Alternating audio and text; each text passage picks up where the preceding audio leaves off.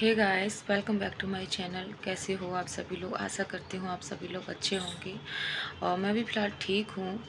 और आज अभी वीडियो इसलिए बना रही हूँ क्योंकि थोड़ी सी स्वेलिंग कम हो गई है। अभी भी स्वेलिंग है पर जो ये साइड है ना, इस साइड पे स्वेलिंग ज़्यादा थी क्योंकि चोट भी लग गई थी और मैं कंटिन्यू बहुत ज़्यादा रोई। दिन में भी पूरी रात में रोई, फिर सुबह फिर से रोई। मैं तो खाना भी नहीं बना रही थी, कुछ भी नहीं खाया। 2 दिन तो मैंने कुछ भी नहीं खाया। कल मैंने बनाया खाना, तब वो थोड़ा सा खाया और आज भी मैंने बनाया था राजमा चावल, तो खाए हैं। हाँ, अब मैं बात बताती हूँ। क्या हुआ कि जो भी इसने वीडियो वगैरह डाले थे तो वो मैं पापा को दिखाने गई थी और मम्मी को। तो पापा पूजा कर रहे थे तो मैं सासू माँ को दिखाने गई थी। तो सासू माँ को जब मैंने दिखाए कि देखो मम्मी ये सब इसने डाला है, कमेंट भी मैंने सारी दिखाई जो भी ज्ञानवी के लिए करे इनके लिए। उसके बाद क्या हुआ कि तभी कुछ लोग आ जाते हैं घर पे, गेस्ट लोग। तो मम्मी थोड़ा हाइपर हो रखी थी, जिसकी वजह से उन लोगों ने पूछा कि क्या हुआ क्या हुआ। तो पापा ने सीधा मेरे ऊपर इल्ज़ाम लगा दिया कि ये लड़ने आई थी मम्मी से।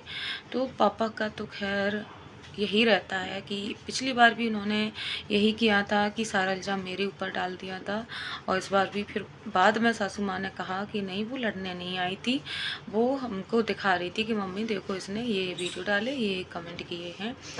तब जाके पापा ने बात मानी, नहीं तो पापा को हमेशा मैं ही बुरी दिखती हूँ। तो फिलहाल आज मैंने फिर से देखे, मुझे पता नहीं था कि इसने पोस्ट भी डाल रखी है।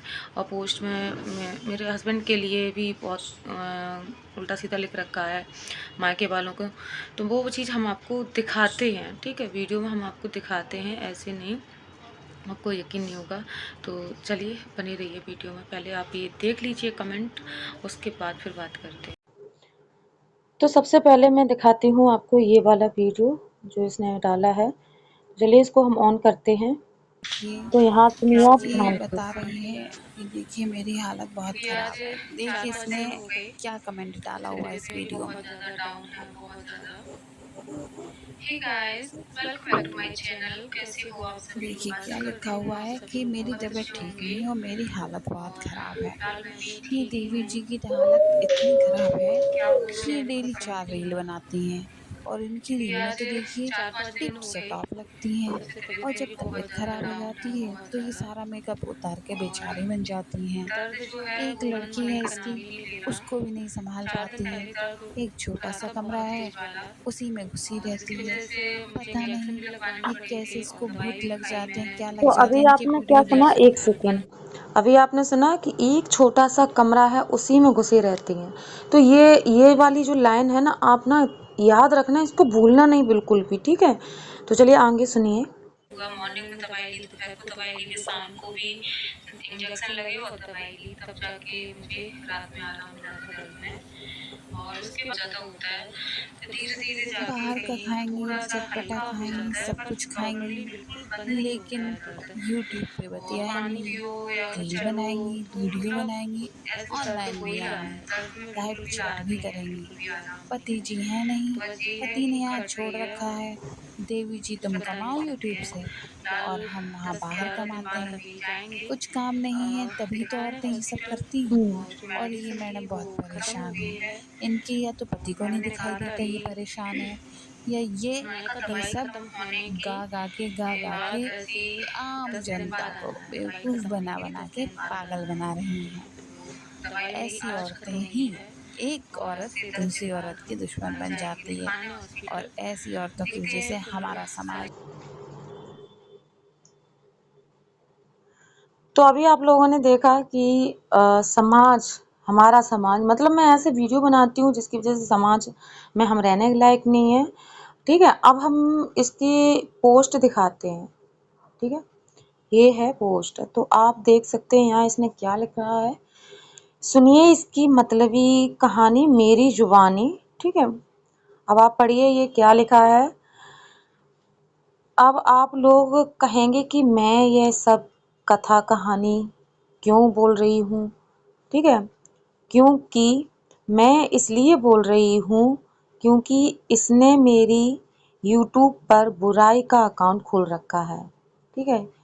उसके बाद यहाँ लिखा है इसकी और इसके पति ने घर का पूरा एक पोर्शन घेरा पड़ा है, ठीक है। उसे हमारा पोर्शन कहते हैं। और जबकि सास ससुर जिंदा हैं, तब भी पति इतना गुलाम है अपनी वाइफ का कि बस बीवी का बीवी के इशारों पर नाचता रहता है, ठीक है। इसने ये लिखा है। तो अभी मैंने एक लाइन बोली थी याद करने के लिए कि इसने क्या बोला था कि एक छोटा सा कमरा है, उसी में ही घुसी रहती है। तो अब आप यहाँ पे ही जो कमेंट ने लिखा है पोस्ट पे, तो आप खुद पढ़ सकते हैं कि कितनी नंबर 1 की झूठी है, ठीक है। और रही पोर्शन की, जहाँ पे मैं रहती हूँ वहाँ पे 2 लोग रहते हैं, नीचे भी 2 लोग रहते थे। इसने जो मेरी सबसे बड़ी वाली जिठानी थी, उनकी किचन छीन ली, उनका वॉशरूम अभी भी यूज करती है, उनके पोर्शन में अभी भी रहती है। यहाँ तक कि वो चली गई तो इसने उनका कमरा खाली करने की भी कोशिश की है, ठीक है। तो अब खुद सोचिए कि ये जो कर रही है वो सब मेरे ऊपर मतलब डाल रही है कि मैं कर रही हूँ। अब आगे पढ़िए क्या लिखा है। बड़े दुख है इसको, जो खत्म होने का नाम ही नहीं ले रहा है, लेकिन 5 रील रोज बनाकर डालना ये इसका काम है। भैया पति ने मोबाइल लेकर दे रखा है, पति बाहर काम करता है, अकेले रहती है, ना सास ससुर का करती है और हर किसी से लड़ती रहती है। सास ससुर का मैंने तो फिर भी बहुत किया है, ठीक है। जब मैं शादी होके आई थी यहाँ पे, तब मैंने उनका बहुत किया जब तक रही। उसके बाद मैं हरिद्वार चली गई, और जब इसकी बेटी हुई थी, ऑपरेशन हुआ था शादी के 9 महीने बाद इसकी बेटी हुई थी ऑपरेशन से, तब मैं अपने मायके से यहाँ आई थी। इसका हर काम किया मैंने, बैठा के इसको रोटी खिलाई, हर काम संभाला मैंने। मुझे उस टाइम पे इस्नोफीलिया थी, वो भी बहुत ज़्यादा। कितनी तकलीफ में थी मैं जानती हूँ। फिर भी ये यहाँ पे बोल रही है, और मेरा किया तो ये कभी चुका नहीं पाएगी जो मैंने इसके साथ किया है, और यहाँ पे उल्टा सीधा बोले जा रही है। और सास ससुर को इसने एक दिन भी एक रोटी खिला दी हो तो मेरे सास ससुर से पूछ लिया जाए, वो खुद ही बता देंगे कि ये सच बोल रही है। अब यहाँ इसने क्या लिखा है आप देख सकते हैं। झूठी नंबर 1, इसका पति गूंगा नंबर 1। मतलब मुझे, मेरे पति को, मेरी बेटी को ऐसा इतना उल्टा सीधा बोल रही है। आप खुद देख सकते हैं कि ये जब यहाँ पे इतना गंदा बोल सकती है, तो सोचो जब ये मुझसे लड़ती होगी तो मेरे फेस पे कितना उल्टा सीधा, वो कितना गंदा बोलती होगी, जो बर्दाश्त नहीं होता है मुझसे, ठीक है। इतना गंदा बोलती है कि आप बर्दाश्त नहीं कर पाओगे इसके एक भी वर्ड को, इतना गंदा बोलती है। आप यहीं से अंदाज़ा लगा सकते हो।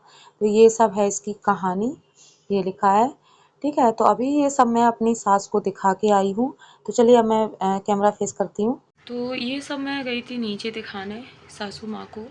मैंने कहा मम्मी देखो ये सब, हालांकि ये तो कभी किसी से कुछ बोलते ही नहीं है, कितना भी कुछ हो जाए। इसने जीने से भी धक्का दिया था जब, तब भी ये कुछ नहीं बोले थे। तब अन्नू को ही बोले थे कि अन्नू समझाओ अपनी वाइफ को, और इसके अलावा इन्होंने कुछ भी नहीं बोला था। उनको बोल रही है गूंगा है।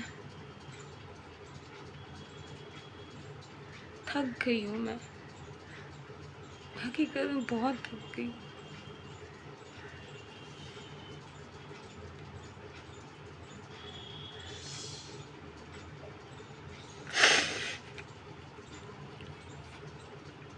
मेरी बच्ची को तो नहीं छोड़े ये।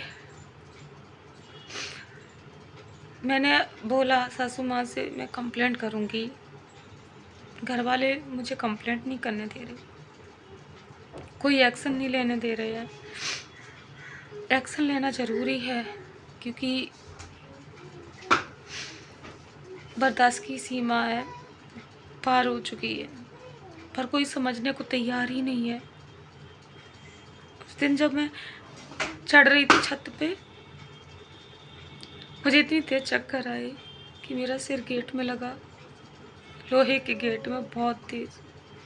इतनी तेज मैं गिरी कि जो नीचे मेरी मौसी सास आई थी और मैया सास आई थी, भाग के छत पे आई, क्या हो गया, उन लोगों ने मुझे उठाया, मौसी सास ने।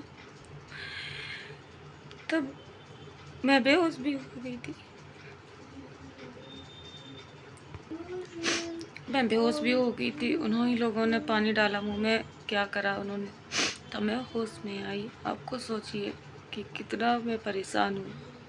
मैं आप लोगों से बस इतना कहना चाहती हूँ कि अगर मुझे कुछ होता है, क्योंकि मुझे टेंशन बहुत रहती है, मैं 3 दिन से सोई नहीं हूँ, सिर्फ रोती रहती हूँ रात को।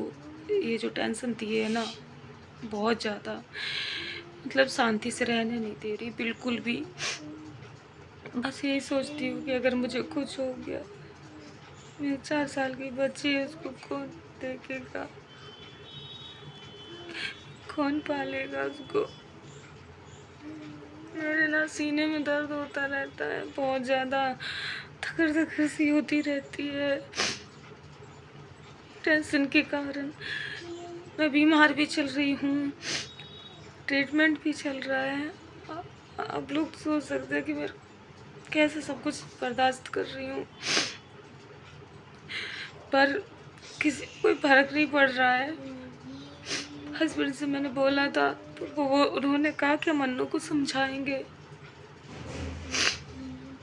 अगर मानती है तो ठीक है, नहीं तो एक्शन लेना ज़रूरी है, इन्होंने तो कहा। पर बात वही है कि सब लोग कह रहे कुछ नहीं करो, सब ठीक हो जाएगा। पर अब लोग इसमें कहती हूँ अगर मुझे कुछ होता है तो इसकी जिम्मेदार सिर्फ और सिर्फ मेरी देवरानी होगी, जिससे 3 साल से मेरा जीना हराम कर रखा है, जीने नहीं दे रही है। हर वक्त टेंशन, हर वक्त टेंशन।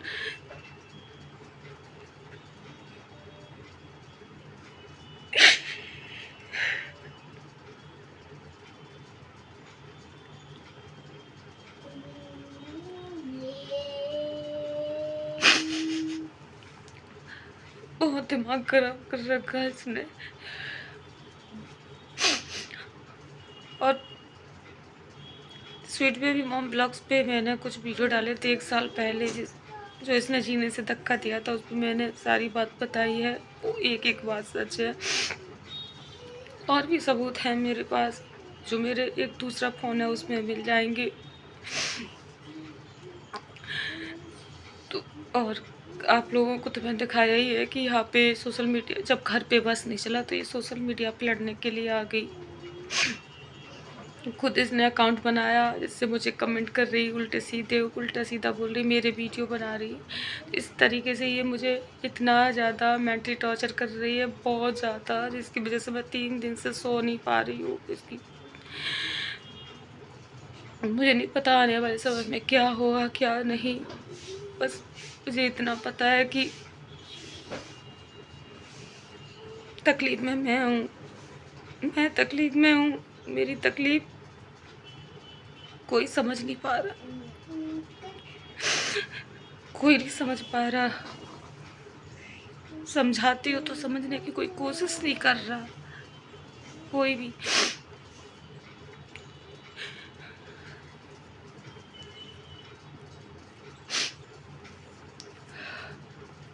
तो चलिए मैं वीडियो को एंड करती हूँ, फिर मिलती हूँ।